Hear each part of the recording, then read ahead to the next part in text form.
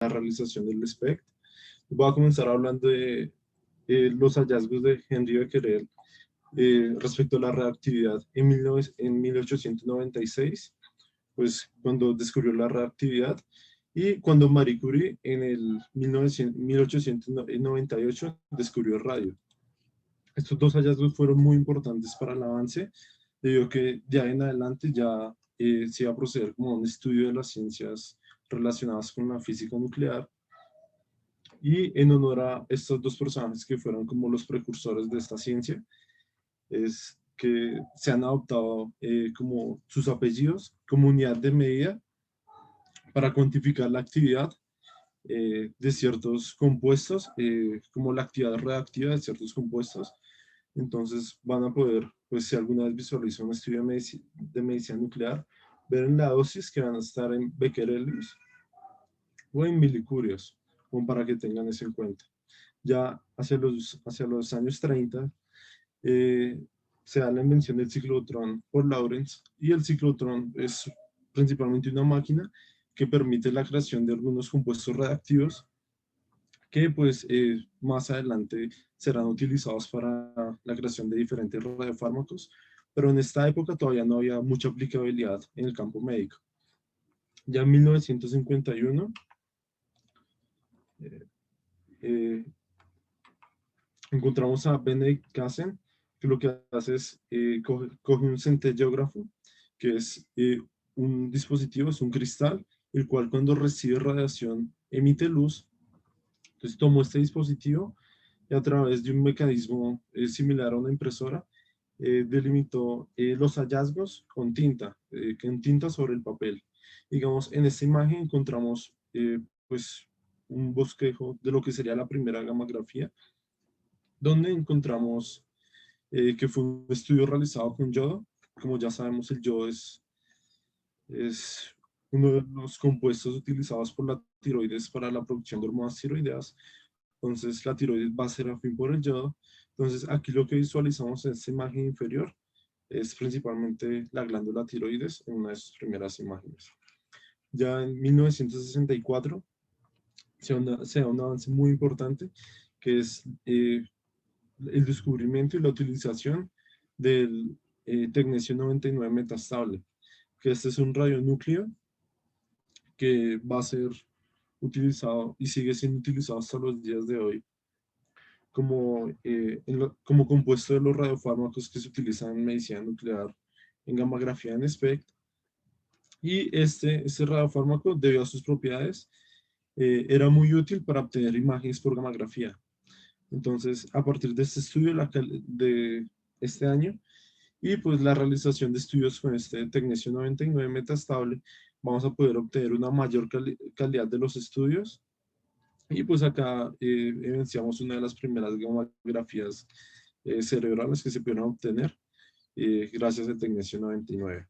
Ya en los años 70 se han desarrollado en la parte matemática y respecto a software que permitieron la reconstrucción tomográfica de las imágenes de los pacientes, y esto pues fue principalmente debido a los avances de Hounsfield con su campo de TAC, que más adelante, en los años 80, permitirían la creación de los primeros SPECT por parte de Kuhl y su grupo de colaboradores, que pues ya darían inicio como a una era moderna de la medicina nuclear.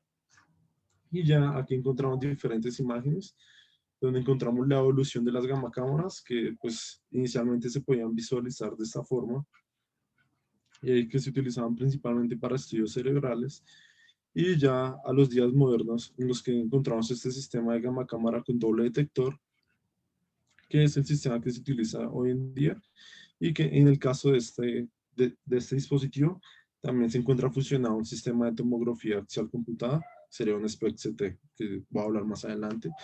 Y ya por último, hay dispositivos que fueron creados para estudiar regiones anatómicas específicas del cuerpo humano, como por ejemplo el corazón, que pues son dispositivos diseñados para estudiar específicamente este área de interés, que eso es como lo más reciente. Entonces, antes de hablar de SPECT, pues voy a recordar un poco lo que ya he mencionado en la charla de principios de medicina nuclear, y principalmente los tipos de desintegración radioactiva. Entonces, para recordar, hay tres tipos de desintegración o decaimiento radioactivo principales, que son el decaimiento radioactivo alfa, beta y gamma. El alfa y el beta, pues, no van a ser de importancia en el momento, pues, hablando de SPEC y de gammagrafía, sino que el que nos va a hacer más útil es el decaimiento gamma, en el cual encontramos que un átomo inestable busca una manera de liberar energía para, pues, poder llegar a un estado de mayor estabilidad, porque este tipo de compuestos radioactivos siempre van a tender a un estado de mayor estabilidad. Entonces, en el caso, pues, de este ejemplo, de decaimiento gamma, este átomo inestable, a través de la liberación de un fotón, que también puede ser representado como radiación gamma, es lo mismo, libera energía para volverse en un estado más estable, sin alterar las propiedades de su núcleo. Entonces libera energía, pero pues no cambian pues, el número atómico ni las propiedades de su núcleo. Y esto tiene gran importancia pues, con lo que ya había mencionado el tecnecio 99, debido a que este tipo de radiación gamma, el fotón que se va a liberar pues, para lograr un estado de mayor estabilidad, es lo que vamos a detectar en los detectores de la gamma cámara. Entonces, eso es lo que nos va a permitir obtener las imágenes. Entonces, acá pongo el ejemplo del tecnecio 99, que en su forma metastable libera pues, radiación gamma para alcanzar un estado de mayor estabilidad. Y pues esto va a ser el principio por lo que van a funcionar la mayoría de los radiofármacos. Entonces, ya hablando ahora sí de la tomografía por emisión de fotón único, encontramos que el SPECT es una reconstrucción tridimensional de la distribución en vivo del radiofármaco que le estamos administrando al paciente, que va a ser un radiofármaco emisor de radiación gamma. Entonces, en este ejemplo, verificamos este círculo que pues lo podemos visualizar desde diferentes perspectivas, pero solo nos va a dar una representación bidimensional en 2D. Entonces, la utilidad de la tomografía por emisión de fotón único es lograr tomar esas imágenes en 2D y transformarlas en una imagen tridimensional para poder obtener diferentes cortes del cuerpo o del área de interés que estamos evaluando del paciente. Entonces, a través de esta visualización tridimensional, vamos a poder identificar algún tipo de lesión que no podríamos identificar en imágenes 2D, y pues esta es la utilidad de este estudio. Entonces acá, pues para comenzar a poner ejemplos de la utilidad del SPECT, entonces puse un ejemplo de una gammagrafía ósea, pues que es un estudio donde le administramos un radiofármaco a los pacientes por los cristales de hidroxiapatita del hueso. Y pues estos cristales de hidroxiapatita van a estar mayormente presentes en áreas de recambio óseo. Entonces, este es un estudio que se toma principalmente para estudio de metástasis óseas. Y en este caso, pues lo que uno busca en los estudios de gammagrafía son áreas de mayor captación de los radiofármacos. Entonces, de ahí viene la terminología que se utiliza pues, en medicina nuclear, que van a ser lesiones hipercaptantes o hipocaptantes, dependiendo de qué tanta concentración de radiofármaco tengamos en el sitio de interés. Entonces, en este caso tenemos una vista anterior y una vista posterior. Y en esta vista posterior, en la flecha, encontramos un área de mayor captación, aquí, un área de mayor captación, que pues en una imagen 2D de pronto no se puede caracterizar tan bien. Entonces, por eso es que tomamos una reconstrucción 3D para poder visualizar mejor estos hallazgos. Y entonces acá es donde podemos realizar un corte sagital, un corte, un corte coronal, un corte sagital y un corte axial para una mejor visualización de esta lesión. Pero ya más adelante pondré ejemplos de por qué esto es útil y pues cómo lo podemos utilizar en la práctica clínica. Entonces, para hablar un poco de cómo funciona el dispositivo del SPECT, Eh, el- la gamma cámara va a estar compuesta por un gantry, que el gantry es lo que va a permitir el giro a través del eje del paciente para obtener las diferentes imágenes. Entonces, este giro, pues, la mayoría de los detectores modernos, pues, van a tener dos detectores. Hay incluso unos que tienen más detectores. Y estos dos detectores nos van a permitir tener unas vistas anteriores como posteriores. Y pues a través de un giro, pues nos van a permitir tomar las diferentes imágenes a lo largo de un eje de 360 grados del paciente. Estos detectores, cada uno va a tener un aproximado campo de visión de 30 por 50 centímetros, lo que nos va a permitir visualizar pues una gran área de superficie corporal y que es pues lo ideal para la mayoría de este tipo de estudios. Y algo que diferencia este gantry respecto al gantry, por ejemplo, en la tomografía computada, es que este gantry permite el acercamiento de la gama cámara detectora, de los detectores, al paciente. ¿Y eso por qué es útil? Eso es útil porque mientras más cerca esté el detector al paciente, podremos tener mayor resolución de las imágenes que estemos estudiando.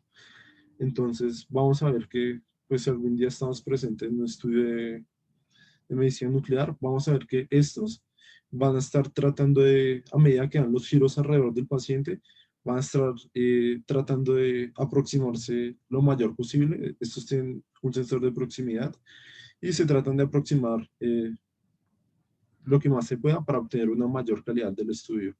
Y esta es una diferencia, pues, que mejora significativamente, pues, la calidad de las imágenes. Entonces, respecto a las partes de una gama cámara, que pues una gama cámara es por lo que funciona un SPECT, encontramos este diagrama, el paciente, que va a ser el emisor de radiación gamma, que esta radiación gamma inicialmente va a pasar por un colimador. El colimador pues va a tener pues diferentes barras paralelas que solo van a permitir el paso de radiación gamma que viaje paralelamente a este colimador.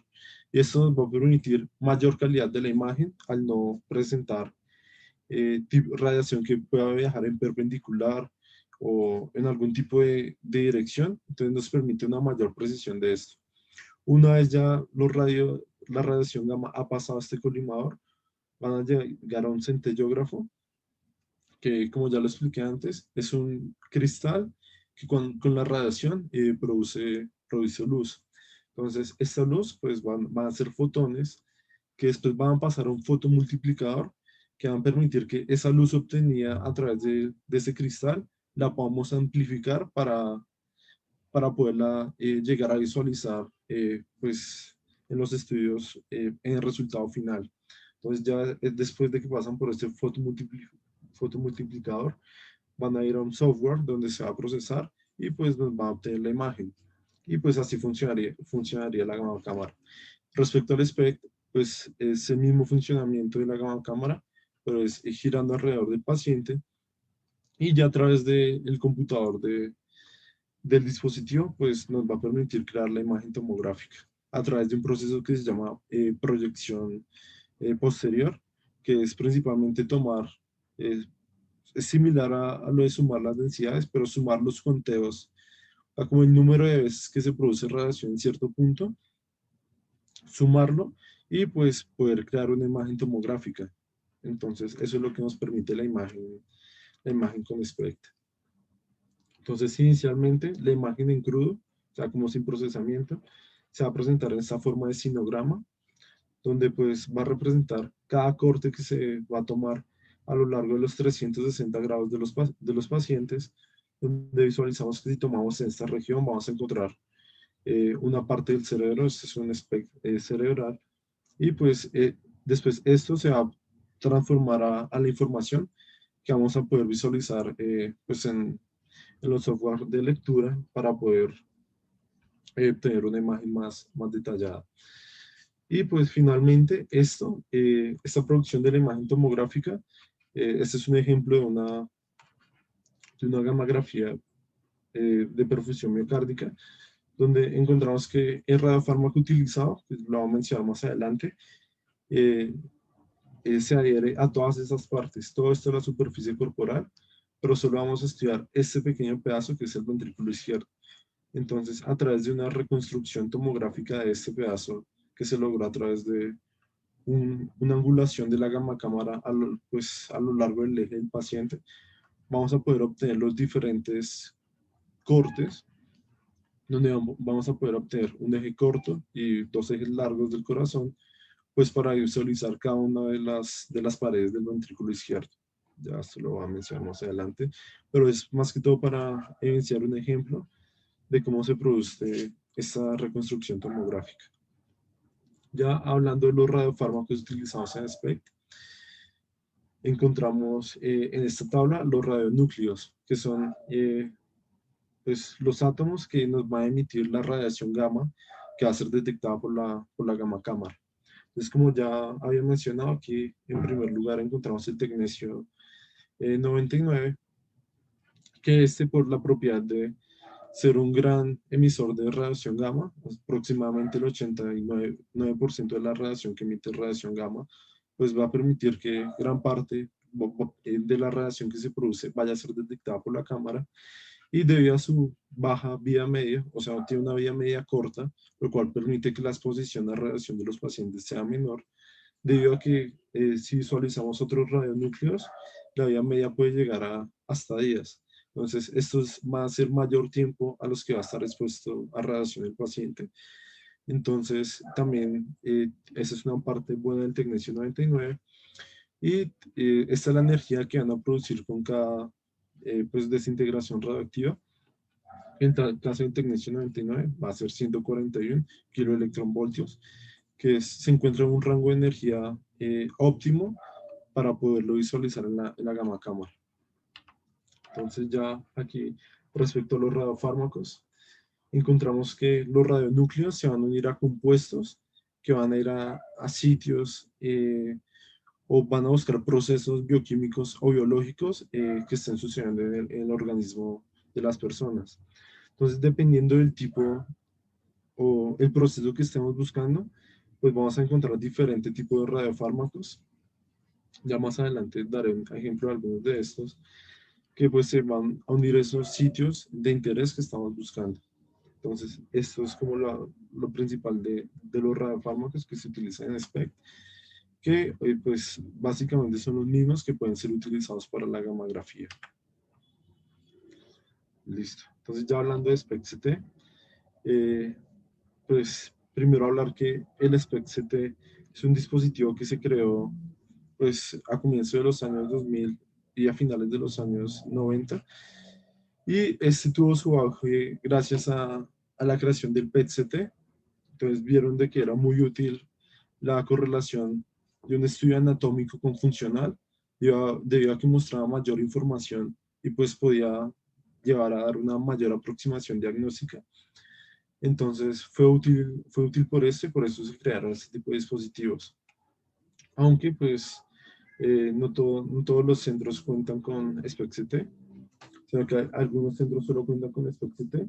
Entonces, para obtener estas imágenes híbridas, donde tenemos un componente anatómico y funcional, podemos realizar estas imágenes híbridas mediante un proceso que se llama coincidencia, que es mediante software unir las reconstrucciones tomográficas del SPECT con las reconstrucciones tomográficas del estudio anatómico, bien sea resonancia o tomografía axial computada, y así poder hacer una correlación, pero pues las imágenes no van a tener ese mismo detalle como si se realiza un dispositivo híbrido, donde pues las condiciones en las que fueron tomadas las imágenes son las mismas. Entonces, un dispositivo híbrido pues tiene una mayor calidad del estudio respecto a estas imágenes híbridas. Y ya antes de comenzar con la aplicación clínica, pues recordar que SPECT-CT y, y PET-CT no son lo mismo, aunque los dos son estudios de medicina nuclear y utilizan radiofármacos, el principio por el cual se obtienen las imágenes es distinto. Teniendo a este lado el SPECT, donde pues encontramos una gamma cámara que va a detectar un único fotón, pues de ahí su nombre, y pues de esto se va a producir la imagen. Mientras que en el PET vamos a requerir de la coincidencia de dos fotones que se encuentren a 180 grados aproximadamente el uno del otro. Y con esto, pues ya podemos identificar cuál es el sitio de interés o cuál es el sitio donde se está produciendo la radiación. Entonces, esto es lo importante respecto a PET-CT. Y pues los radiofármacos que vamos a utilizar en uno o en otro estudio son diferentes. Porque mientras que en SPECT vamos a utilizar radiofármacos donde su mecanismo de degradación reactiva sea principalmente degradación beta, o decaimiento, decaimiento gamma. Por la parte del PET, pues vamos a utilizar otro tipo de decaimiento que nos va a permitir la liberación de positrones, que los positrones cuando se aniquilan van a producir estos dos rayos de fotones que van a ser los detectados. Entonces, pues este diapositiva como para recordar que son estudios distintos y que pues las indicaciones clínicas también van a ser distintas. Listo. Entonces, respecto a los usos y la utilidad que se le puede dar a este tipo de estudios, encontramos que el principal uso que se le dio a este estudio y que se le ha seguido dando a lo largo del tiempo es para el estudio del ventrículo izquierdo y de la perfusión miocárdica. Entonces, este va a ser el primero y probablemente sea el estudio de medicina nuclear que se realiza con mayor frecuencia. Por otro lado, dentro de sus usos también encontramos uso para estudios de cerebro, para estudios pulmonares, como ya lo mostré antes, para estudios con gammagrafía ósea. Pero en general, quiero recordar como que la reconstrucción tomográfica se puede realizar con cualquier tipo de estudio gamagráfico y pues esto lo realizan es principalmente para tener un mayor detalle para la evaluación de ciertas lesiones que se pudieran encontrar o hallazgos anormales. Generalmente cuando se solicita una gamografía ósea y en las imágenes en 2D o planares no se encuentra ningún tipo de hallazgo como que pudiera sugerir algún tipo de patología, no se suele requerir de esta reconstrucción tomográfica. Esta reconstrucción es ya más para ver más al detalle dónde está esa lesión y poder caracterizarla mejor. Entonces, respecto a los usos de SPECT, voy a comenzar por el sistema cardiovascular. El principal uso del SPECT en este sistema es para los estudios de perfusión miocárdica. Entonces, este estudio lo vamos a realizar con Tecnecio 99 y con Cestamide, que va a ser un radiofármaco que se va a unir a las mitocondrias. Entonces, por eso, en las imágenes que les mostraba inicialmente de cómo se producía esta imagen, vean que habían a lo largo de la superficie corporal, habían varios sitios de captación. Es porque no es tan específico el radiofármaco, entonces se va a unir a todos los sitios donde haya bastante actividad mitocondrial, entonces se va a unir. Entonces, esto nos va a permitir evaluar la perfusión o como el flujo sanguíneo que está recibiendo el miocardio del ventrículo izquierdo, pues que es el miocardio que vamos a visualizar en este estudio, y nos va a permitir estudiar isquemia, áreas de necrosis o infartos. También va a haber estudios de viabilidad miocárdica y pues también nos va a permitir evaluar la función, pues cuando se realiza en conjunto pues este estudio se realiza en conjunto con visoscopio, como para poder realizar las imágenes a lo largo del ciclo cardíaco y poder evaluar en cada momento del ciclo cardíaco cómo está perfundiendo el corazón, cómo se está contrayendo. Entonces también nos va a permitir evaluar la función. Entonces, este estudio de perfusión pulmonar se realiza en dos momentos. Un momento es el momento con estrés, que puede ser inducido por fármacos o por ejercicio, y otra fase es en la de reposo.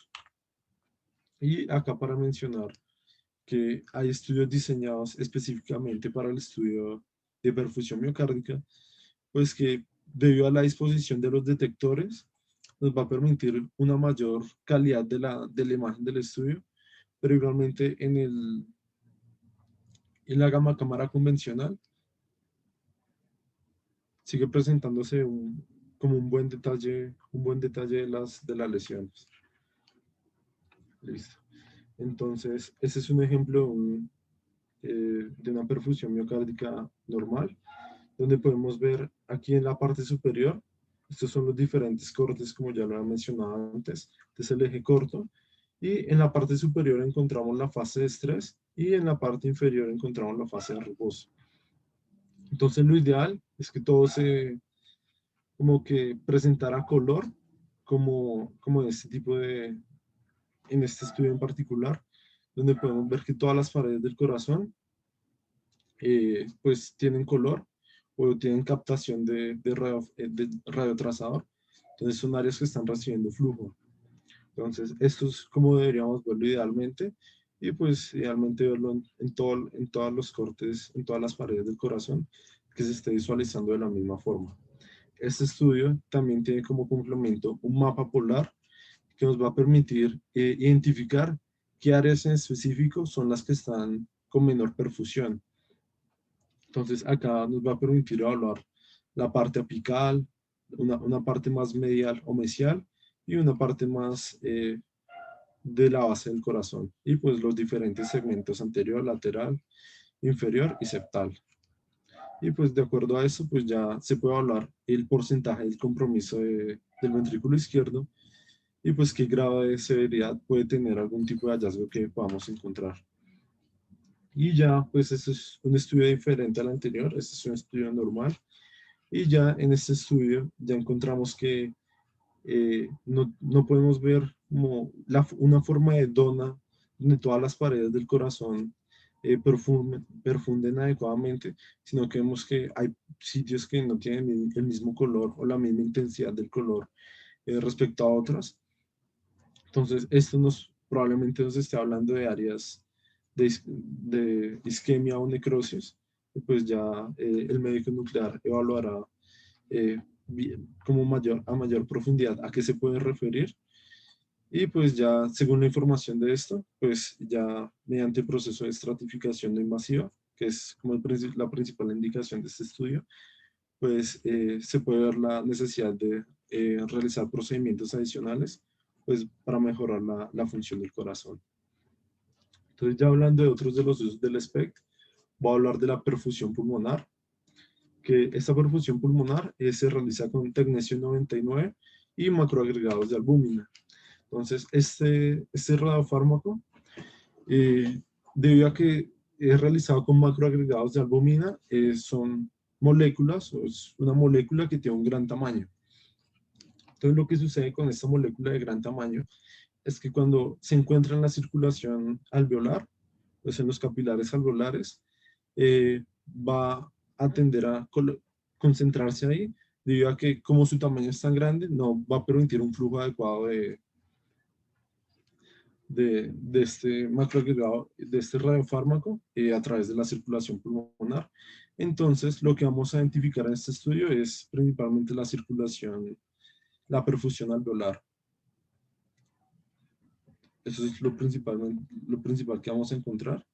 Entonces, eso es para tenerlo en cuenta. Y pues, debido a que vamos a estar hablando de la perfusión o la irrigación pulmonar, entonces ya podremos imaginarnos que es un estudio que su principal utilidad va a ser para el estudio de tromboembolismo pulmonar y principalmente ese estudio se realiza cuando eh, el estudio que es el angiotac no se puede realizar en los pacientes, bien sea porque tengan, no se les puede administrar medio de contraste, que es la causa más frecuente, entonces se pueden beneficiar de la realización de una perfusión pulmonar. Y por otra parte, pues al ser un estudio de tromboembolismo pulmonar, también lo podemos utilizar en mujeres embarazadas, debido a que la exposición a radiación en este tipo de estudio es realmente baja. Incluso en mujeres embarazadas se puede disminuir la dosis de radiación un poco más para pues reducir cualquier efecto colateral que pueda tener por la emisión de radiación ionizante. Y acá encontramos un ejemplo de una gamografía de perfusión pulmonar normal, donde encontramos que cada contorno del pulmón lo podemos diferenciar adecuadamente, y lo que encontramos acá que se ve, eh, esta estructura que se ve como por acá, es debido a un área de, pues, donde se encuentra el corazón, que pues no, este radiofármaco no se va a añadir al corazón. Entonces, esto es lo que vamos a encontrar acá. Y ya en la vista posterior, pues ya podemos visualizar el pulmón izquierdo un poco mejor que en la vista anterior. Y ya en las oblicuas, en las vistas oblicuas, vamos a encontrar que este es un estudio normal, donde todas las partes del pulmón se encuentran con una captación adecuada del radiofármaco. Listo. Entonces ya este es un estudio ya con reconstrucción tomográfica, es un SPECT, donde encontramos que en las flechas hay sitios en los que se pierde el borde, el borde pulmonar, y probablemente son áreas que no están siendo perfundidas de secundario a un TEP. Entonces, este era el caso de un paciente que tuvo un tromboembolismo pulmonar, y estas áreas que no están perfundidas es debido a ese tromboembolismo pulmonar. Pero yo creo que se ve mejor en este estudio, donde tomamos el estudio de la perfusión, el estudio del SPECT, y lo juntamos con una tomografía pues, de tórax en ventana pulmonar, y se realiza eso para identificar que aquellos sitios en los que no se está captando el radiofármaco, como que encontramos parchecitos, como áreas más blancas, que no se ve tan delimitados los bordes pulmonares, no estén en relación con algún proceso de como de consolidación o algún proceso en el parénquima pulmonar. Entonces, por eso se realiza esta imagen como una imagen híbrida para poder evaluar también el parénquima pulmonar. Entonces, aquí, pues podemos evidenciar que hay áreas del pulmón que no están siendo perfundidas, y probablemente esto es secundario a un tromboembolismo pulmonar. Y para que, pues, si alguna vez ven este estudio, para que lo recuerden, es como imaginarse un triangulito donde la circulación iría para esta parte, irrigaría todo esto, pero debido a que hay una oclusión del vaso que esté irrigando este segmento, entonces no va a haber perfusión de esta área. Entonces por eso se va a formar una forma de un triángulo, donde el vértice va a estar en el centro del pulmón, y ya la base estaría más hacia la pleura. Y este es otro ejemplo donde también hay áreas donde no está captando adecuadamente el radiofármaco por parte del pulmón, pero cuando lo visualizamos en una imagen híbrida, pues también con una tomografía de tórax, identificamos que es más que todo porque hay un proceso en el parénquima que no fue, pues, no es un parénquima sano. Entonces va a ser lo que nos va a permitir, lo que no nos va a permitir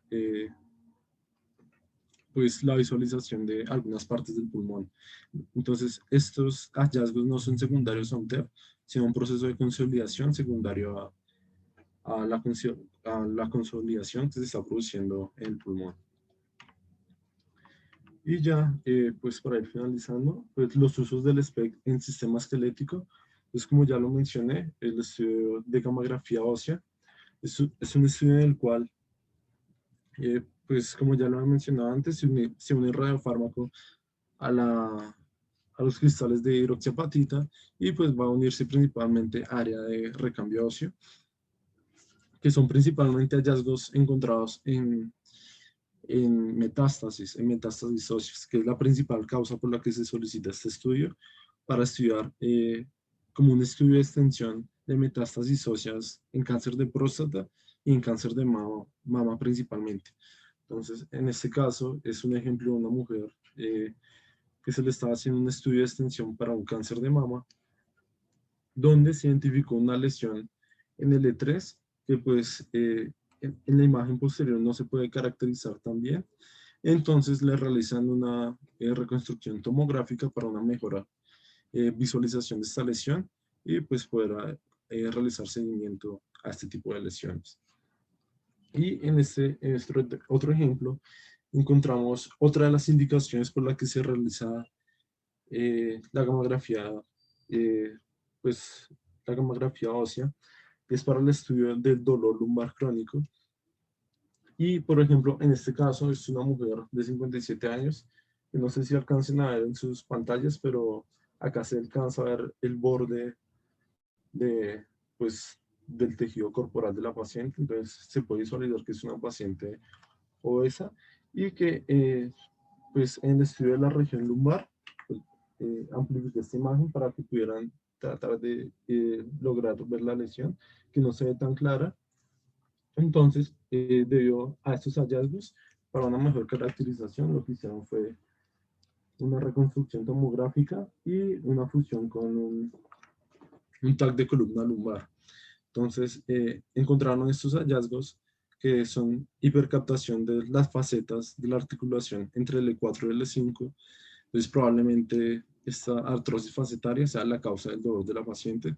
Entonces, también es importante como conocer este tipo de estudios para saber cuándo los podemos indicar en cierto tipo de pacientes.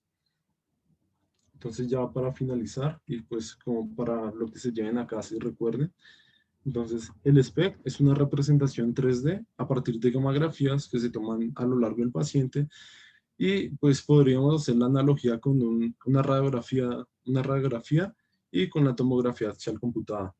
Entonces, también recordar que los estudios de imagen híbridos o la fusión de imagen de SPECT con, con un CT nos permite una mayor aproximación al diagnóstico y una mejor evaluación de las estructuras que estamos evaluando. Y también recordar que el estudio que se realiza con SPECT más frecuente es la perfusión miocárdica. Y yo creo que la mayoría de nosotros deberíamos conocer al menos las indicaciones para solicitar este estudio, debido a que es útil para estratificación muy masiva en casos de infarto de miocardio.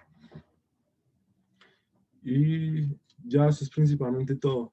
También recordar que la sensibilidad de los equipos a lo largo que progresa la tecnología nos va a permitir de que los pacientes necesiten menor dosis de radiofármaco para obtener las imágenes. Entonces, eso también está en relación en que cada vez esos estudios van a necesitar menos radiación, pues que va a ser beneficioso para los pacientes debido a los principios de Alara que ya hemos mencionado en charlas previas. Y ya, eso es como lo que les quería traer por el día de hoy, pues para conocer un poco los principios del SPECT y pues las utilidades que pueden tener en la práctica clínica. Bueno, Sebastián, muchas gracias. Gracias por tu charla. Estuvo bastante interesante. Si hay alguna persona que tenga alguna duda, la puede ir enviando por el chat. Doctora Diana, por favor, si tiene algún comentario, algún aporte sobre la charla de Sebastián, por favor, puede realizarlo en este momento. Bueno, sí, muy buenas noches. Muchas gracias, Heidi. Bueno, Sebastián, muy bien. Me encantó tu charla, pues muy completa. Hiciste una revisión general de las principales indicaciones del SPECT-CT. Hiciste pues una revisión también de la historia de la medicina nuclear, que pues también fue pues muy complementaria al tema que estás hablando. Simplemente como unas indicaciones adicionales a lo que Sebastián nos estaba comentando, y es que aparte de las aplicaciones que vimos en la charla en relación con la perfusión miocárdica, la gamografía de ventilación-perfusión y la gamografía ósea, esta técnica también se utiliza en otros campos. Podemos hacer desde el punto de vista endocrinológico valoración de la tiroides, de la paratiroides, podemos también utilizar, dependiendo de ciertos radiofármacos, hacer diagnóstico de tumores neuroendocrinos, tumores de pues, feocromocitomas. También hacemos estudios para valorar la motilidad esofágica, el vaciamiento gástrico. eh, Se hacen preparados y se colocan en la comida, ya sea líquidos, sólidos o semisólidos, y con esto podemos también valorarlo. Adicionalmente, se pueden marcar con los radiotrazadores eritrocitos y podemos evaluar, por ejemplo, la presencia de hemangiomas o los sitios de sangrado digestivo que no son fácilmente identificables con otras técnicas. Podemos marcar también leucocitos del paciente, los marcamos, se los volvemos a inyectar y podemos de esta manera también poder diagnosticar enfermedad inflamatoria intestinal o infecciones relacionadas con prótesis de rodilla o de cadera, que son muy frecuentes. Y también podemos hacer estudios en la parte de neurología para el diagnóstico de movimientos anormales como el Parkinson, también para diagnosticar Alzheimer en estadios precoces, y también podemos abarcar el campo de nefrología con las gamografías, ya sea de MAC3 para valorar el trasplante pulmonar y también con la gamografía de MSA para valorar también otras funciones del parénquima renal. Digamos que en medicina nuclear existen diferentes aplicaciones en función de lo que queramos ver y de las células que queramos estudiar. Como bien nos decía Sebastián, es un estudio funcional que se complementa con el aporte que da el tomógrafo hoy en día y que nos permite una mejor resolución espacial para ubicar exactamente la lesión. Hoy en día ya digamos que las gamma cámaras o tipo SPECT ya no se fabrican solas, siempre van en equipos híbridos, que es digamos que el avance tecnológico que han tenido estos equipos.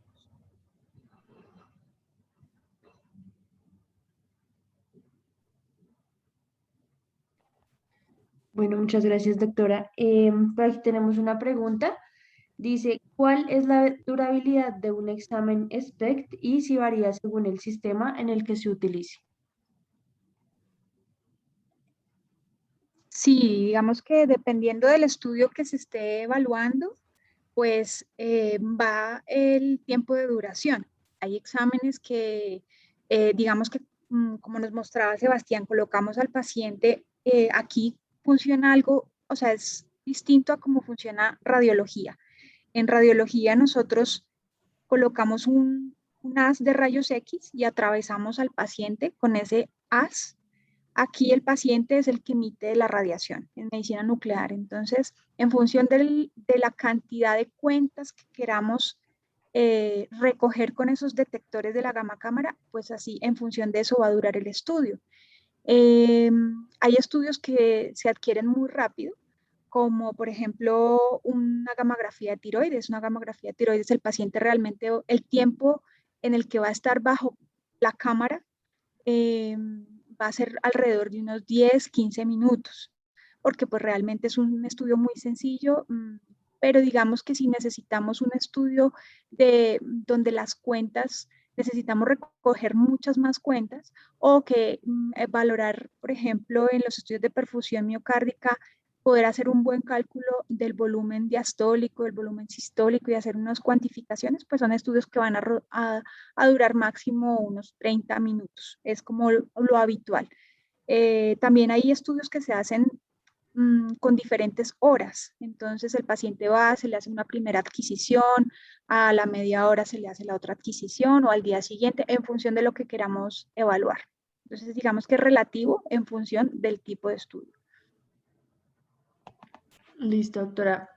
Otra pregunta es, por ejemplo, ya que con el SPECT se puede hacer seguimiento, en el caso de las gamografías óseas, digamos, ¿cuánto tiempo es válido ese examen? Digamos, se toma hoy en septiembre del 2021, ¿en cuánto tiempo digo yo, bueno, voy a tomar otro nuevo para ver cómo va? ¿O también tiene que estar relacionado con el tratamiento que lleva el paciente? O...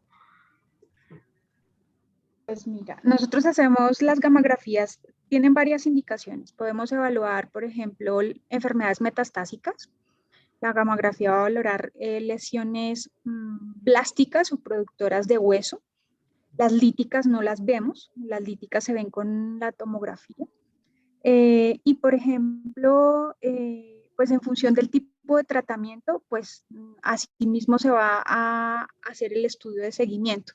Sí es verdad que cuando los pacientes están sometidos a quimioterapia puede haber como una falsa interpretación de que, por ejemplo, en este caso las metástasis óseas progresen o estén peor, con lo cual si un paciente está recibiendo quimioterapia, lo ideal pues para que no no exista ese falso efecto como de llamarada y que pensemos que la enfermedad metastásica está progresando, lo ideal sería hacer una gamografía mucho más confiable después de unos casi 40 días después de haber terminado la quimioterapia. Digamos que dependiendo pues del estudio, pues vamos a hacer seguimiento. Si estamos, por ejemplo, valorando una infección articular, una infección ósea, una osteomielitis, pues digamos que también hay que tener en cuenta el tiempo de antibiótico, porque los antibióticos, la antibiótico-terapia por tiempo prolongado también podría producir unos falsos negativos. Entonces, tenemos que jugar con todos esas constantes o esas circunstancias para no obtener pruebas o falsamente positivas o falsamente negativas. Digamos que dependiendo del caso y de la indicación, pues tendríamos el tiempo para hacer el seguimiento de los pacientes. No es habitual que un paciente con cáncer, por ejemplo, se le hagan gamografías rutinarias. La gamografía ósea sirve como estudio inicial cuando se va a estadificar un paciente que recién se le ha diagnosticado una neoplasia. Tiene mucha indicación, por ejemplo, en las neoplasias de mama y de próstata, porque pues estas neoplasias son muy tróficas al hueso, y nosotros hacemos el diagnóstico inicial. Ya después, probablemente haya que requerir una gamografía de control en este tipo de pacientes muchos meses después. No se va a necesitar al mes ni a los 2 meses, con lo cual con eso ya restamos esos falsos positivos que nos podría dar el tratamiento por quimioterapia. Listo, doctora, muchas gracias.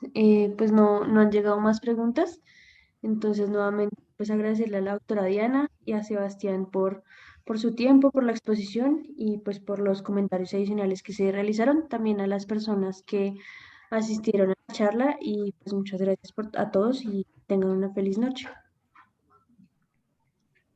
Muchísimas gracias, Heidi, Sebastián también, Alina y al resto de integrantes de este grupo de radiología. Muchas gracias, doctora. Muchas gracias. Gracias, doctora.